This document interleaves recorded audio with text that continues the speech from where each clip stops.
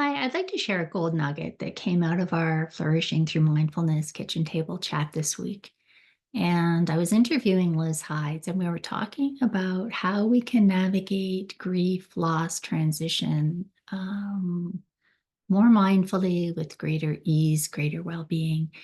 And the whole idea that really kind of came up from that discussion, the big gold nugget, was the whole idea that pain is inevitable, but that suffering is optional. And that comes down to that formula of pain plus resistance is suffering. So we have this natural, because we're human, we have this natural experience of pain and discomfort in challenging times in our lives. But that doesn't automatically equate to suffering. The suffering arises when we add that level of resistance to what we're actually experiencing. So, an example of that would be when we lose a job, or we lose somebody that we love, or a pet, or we have difficulties in a relationship. So, something in our life is very difficult, it's very painful, it's really hard, it creates a lot of discomfort inside of us.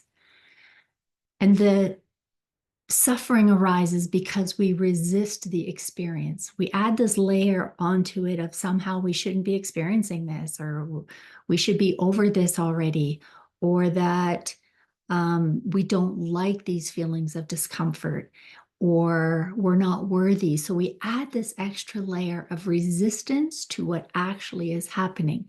And in that resistance is where the actual suffering arises. So there's a very powerful mindfulness practice that helps support us shifting that relationship with the understanding that life can be hard and there can be struggles and we do lose people and there is challenges. So a really helpful mindfulness practice is the practice that I call the NAC practice. And it's an acronym for notice, allow, kindness. Noticing is noticing when we're feeling uncomfortable. Notice when we're feeling sad or angry or disappointed or all those uncomfortable feelings that arise because we're human. So notice them. Allow is create space for them, because that's where this resistance comes in. We don't like those feelings, understandably, but allowing creates space with kindness and with curiosity. It creates space to allow them to be there. Doesn't mean we have to necessarily accept them, but we allow. And right in that allowing shifts the relationship and decreases our suffering. And then the third in the NAC acronym is kindness.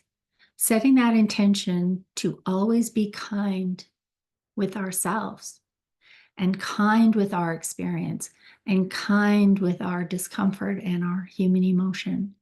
So when we meet this idea of pain is inevitable, but suffering is option from a sense of empowerment, and with a mindfulness tool like NAC, we begin to really change the relationship we have. And we have less suffering and we have greater ease and greater well-being. And if that resonates, I would love for you to, leave a comment. And thank you for being on this inner peace journey with me.